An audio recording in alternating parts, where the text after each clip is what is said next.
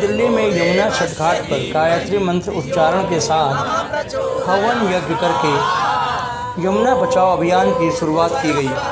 आइए आपको ले चलते हैं हवन के पवित्र मंडप में।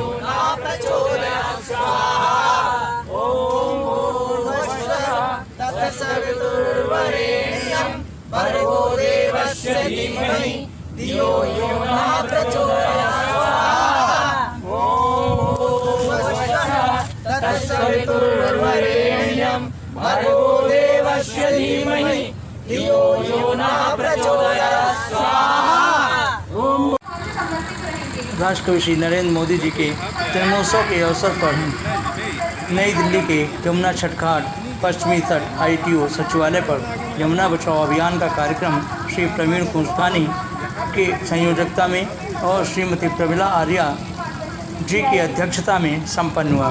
इस कार्यक्रम में लोकसभा सांसद डॉक्टर अरविंद शर्मा और माननीय लोकसभा सांसद परम पूज्य साध्वी प्रज्ञा ठाकुर जी के साथ साथ कई अन्य आचार्य स्वामी सत्यानंद गिरी जी, आचार्य स्वामी आनंद भूतानंद जी, आचार्य स्वामी योगी लक्ष्मण दास जी, सतपाल जी, श्री पंकज शर्मा जी, अतुल जी, बॉबी जी और मोनू जी, मीना जी आज ये सभी उपस्थित थे। आइए देखते हैं कार्यक्रम की तस्वीर। सदियों से चले आ रहे नदियों से रिश्ते का देखो कल अंत हो गया। पिछले साल ही तो गया था दिल्ली में, दिखी थी वो मुझे थोड़ी ख़राब हालत में। उसकी सुंदरता कम हो चली थी, पानी से बास आने लगी थी, कूड़े कचरे का घर होने लगी थी, पूरे शहर के मलबे का बोझ ढोने लगी थी। लोगों को उसकी खूबसूरती नहीं जची, तभी शायद यमुना नहीं बची, तभी शायद यमुना नहीं बची। यमुना है यमराज की बहन, यमराज को रुष्ट ना कीजिए। यमुना नदी को ना प्रदूषित कीजिए, इसको स्वच्छ तुम कीजिए। जुड़े इस अभियान से करे पूर्ण जन्म माँ भगवती यमुना के धाम से। कि यमुना मैया की साफ सफाई की जिम्मेदारी किसकी है? हर आदमी एक दूसरे पर डाल देता है, सफाई मेरी जिम्मेदारी, मेरी नहीं है।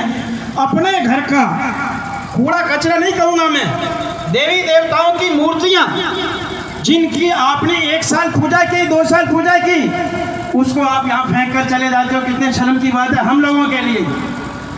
साधु संतों ने और पंडितों ने, मंदिरों ने ये बताया था कि कोई भी मूर्ति खंडित हो जाए तो उसे नदी में जल प्रवाहित किया जाए। अब ये बताना पड़ेगा हमें, हर मंदिर के बाहर हम एक बड़ा सा घट रख देंगे। उस घट में जिसके घर में भी जो भी मूर्ति या जो पूजा सामग्री उसने जल प्रवाहित करनी है वो वहाँ आकर दे जाएं। और मंदिर की, आश्रम की, संत समाज की ये जिम्मेदारी बने कि वो उसको कहीं ऐसी जगह पर विसर्जन करें और उसके ऊपर एक पेड़ भी लगा दें, जिससे कि एक वृक्ष लग जाएगा तो ऑक्सीजन भी मिलेगी और आने जाने वालों के उन मूर्तियों के ऊपर पाँव भी नहीं आए।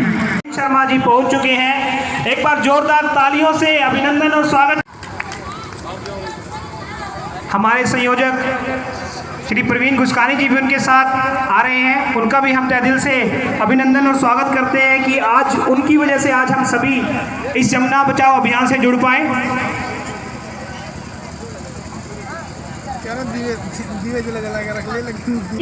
एक बार जोरदार तालियों से अभिनंदन और स्वागत कीजिएगा अरविंद शर्मा जी का।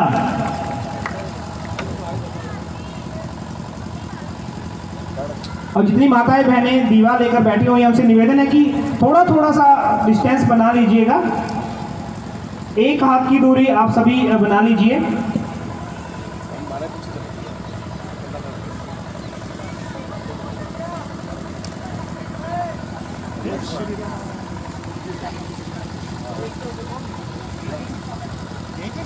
प्रिय सांसद अरविंद शर्मा जी के लिए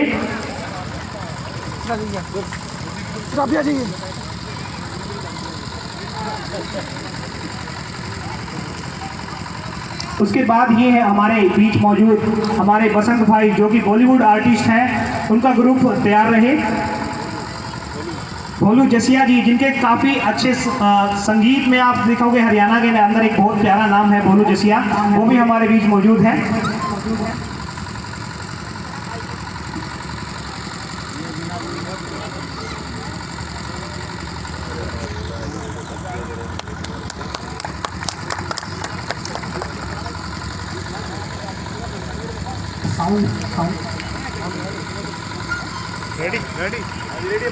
जिन्होंने इस पावन तट पर जो आज ये परफॉर्मेंस दी है, माँ यमुना आज बहुत हमारे तीन गुरुजी बैठे हुए हैं, तो तीनों गुरुजी, सतपाल गुरुजी और हमारे रोहतक से सांसद बड़े भाई अरविंद शर्मा जी का तहे दिल से बहुत ही स्वागत करती हूँ, धन्यवाद करती हूँ यहाँ पधारने पर।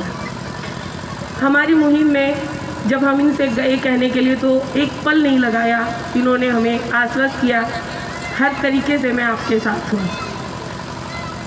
और आप सब लोगों का भी तहे दिल से स्वागत करती हूँ। आप सभी यहाँ आए, हमारी आह्वान करने पर कुछ भाई बहनों की समय की मजबूरी होते हुए जो जा रहे हैं, कुछ बैठे हुए हैं, सभी का स्वागत करती हूँ। जो गला खराब है, हम कई दिन से यहाँ लगे हुए हैं, बहुत कुछ ज़्यादा ना कहते हुए इतना ही कहना चाहूँगी, जो माँ, जिसे हम माँ कहकर पुकारते हैं, जिन्हें हम माँ कहते हैं, क्या माँ ऐसी होती हैं? अगर माँ का वस्त्र मलिन हो, माँ का वस्त्र तार हो रहा हो, तो वो बच्चों को आशीर्वाद कैसे दे सकती है? मैं देखती हूँ यहाँ आए दिन पूजा पाठ करने के लिए बहुत से भाई बहन सभी आते हैं, किस किनारे पर बैठकर वो पूजा कर रहे होते हैं जहाँ से गंदे नाले बह रहे होते हैं। यमुना जी में दिल्ली से 17 नालों का पानी आता है, 1 2 नहीं 17 गंदे नाले यहाँ पर छोड़े जा रहे हैं। मैं ये सोचती हूँ यहाँ पर हमारे धर्म के कितने भी लोग बैठे हैं, क्या सनातन धर्म में इसी तरह से खिलवाड़ होता रहेगा? आप लोग कब जागेंगे? जागना तो होगा ही, सीखना भी होगा। मैं हमारे मंच पर आए हमारे अतिथिगण से भी अनुरोध करती हूँ, इस मुहिम में वो हमारा साथ दें। हमारी यमुना माँ, आपकी यमुना माँ को स्वच्छ बनाने में हमारे कदमों से कदम मिलाकर आगे बढ़े। वह जिस कदम को हम बढ़ाना चाहते हैं उसमें हमारा सहयोग करें। मोदी जी के जन्म दिवस पर 70वां जन्म दिवस मोदी जी का पूरे देश में बहुत जोश के साथ, मैं कहूँगा धूमधाम के साथ साथ जोश के साथ और बड़े विश्वास के साथ आप देखेंगे। आज मोदी जी का नाम जब लेते हम, नरेंद्र मोदी जी का जब नाम लेते हैं, इसका मतलब है राष्ट्रीय एकता और देशभक्ति, ये दोनों प्रतीक हो गए हैं, मोदी जी के नाम का ही प्रतीक हो गए हैं। रखेगा कि राम मंदिर का निर्माण नरेंद्र मोदी जी के नेतृत्व में शुरू हुआ और पूरा।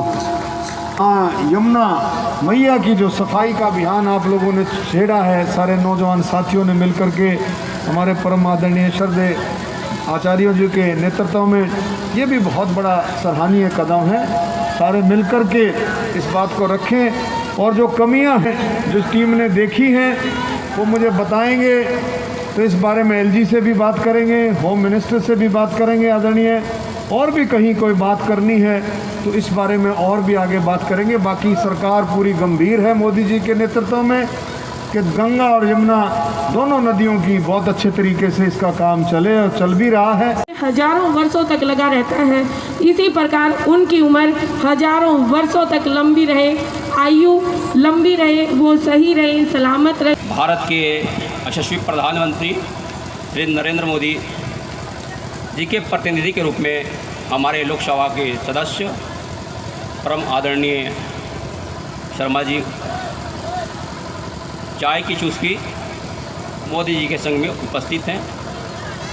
आप हमारे यहाँ मुख्य आतिथ्य हमारा स्वीकार किया यमुना मैया की ओर से, ये हमारा अहोभाग्य है, इसलिए कि पूरा संसद, पूरा राष्ट्र दिल्ली में विराजमान है, फिर भी यमुना गंदी है। मैं अक्सर यमुना के तट पे आया करता था। उस समय हमारे राष्ट्रपति भारत के ना प्रधानमंत्री थे ना मुख्यमंत्री थे, गुजरात के मुख्यमंत्री भी नहीं थे। एक साधारण सा कार्यकर्ता, समर्पित कार्यकर्ता, डिवोशनल वर्कर के रूप में वो काम किया करते थे। विचार हुआ कि साबरमती में तो बहुत गंदी है, ईश्वरीय कृपा हुई, हमारे मोदी जी वहाँ के मुख्यमंत्री बने, उनका सानिध्य प्राप्त हुआ, उनके नेतृत्व में साबरमती भी स्वच्छ और निर्मल हो गई, जो अंतर्राष्ट्रीय पटल पे स्थापित है। फिर ईश्वरीय कृपा होती है, उस समय भी हमारा कार्यक्रम था 2014 में, चाय की चुस्की मोदी जी के संग, यमुना भी स्वस्थ होगी, स्वच्छ होगी, दिल्ली वासी भी स्वस्थ होंगे और निर्मल होंगे। को राष्ट्रपति का उपाधि दिया था 2016 में, तो हम कहे थे कि 2019 में यमुना पे हम आएंगे, 2020 में इसका आह्वान करेंगे और 2021 में इसे स्वच्छ और निर्मल बनाएंगे। और कोरोना काल में मुझे कहने में कोई आपत्ति नहीं है, कोई अत्युक्ति नहीं है कि कोरोना काल सबके लिए विशाल हो सकता है। हमने 50 नाले को तोड़ा है। हमने फिर इनको चिट्ठी लिखा, एक पैसा जो मिला आपको केंद्र सरकार से, आप दिल्ली की जनता के हित में लगाओ, नारी सशक्तिकरण में लगाओ, ग्रामीण विकास में लगाओ, स्वास्थ्य शिक्षा में लगाओ। हमें मात्र जन भागीदारी से यमुना को स्वच्छ और निर्मल और साफ करना और इसे अंतर्राष्ट्रीय पटल पे स्थापित करना है। गुरु जी के हाथों से 2 साल में भगवत गीता दी जा रही है। जय श्री राम। करते हैं क्योंकि ये जो अभियान है, देखिए इस अभियान से हम लोग सब लोग जुड़े हुए हैं। इस अभियान को आगे करने के लिए, इस यमुना बचाओ अभियान के लिए तो मैं इस मन से उनका भी बहुत धन्यवाद करना चाहूँगा कि उनके तो हमारी सोच थी, लेकिन एक धागे के रूप में हमने जिसकी शुरुआत करी, उसका नाम जानवी सक्सेना था। ये जो बच्ची है आपके सामने छोटी सी, हमसे संवाद स्थापित इन्होंने किया कि गुरुजी यमुना पे आके कुछ ना कुछ करो। आपने साबरमती को सही किया, गंगा को सही किया, लखनऊ में गोमती को सही किया, यमुना हमारी आवश्यकता है, उसे सही करें। और एक हमें ऐसा धागा दिया जानवी सक्सेना, जिसने उर्मिला आर्या, परवीन घुसकानी जैसे सुई को, मालाओं को एक साथ पिरोया और इस माला को बाखूबी बड़े प्रेम पूर्वक, संकल्प पूर्वक इस अभियान को लेकर आगे बढ़ने में हमारी उर्मिला आर्या, परवीन घुसकानी का बहुत बड़ा योगदान है। जैसा हम सभी को बता रहे थे कि परम पूजनीय साध्वी प्रज्ञा ठाकुर जी, वो भी हमारे, उनको मैं बता दूं, कई बार आप माहौल में ऐसे खो जाते हैं, तो जितने मीडिया बंधु हैं उनसे भी मैं निवेदन करूंगा कि थोड़ा सा डिस्टेंस को वो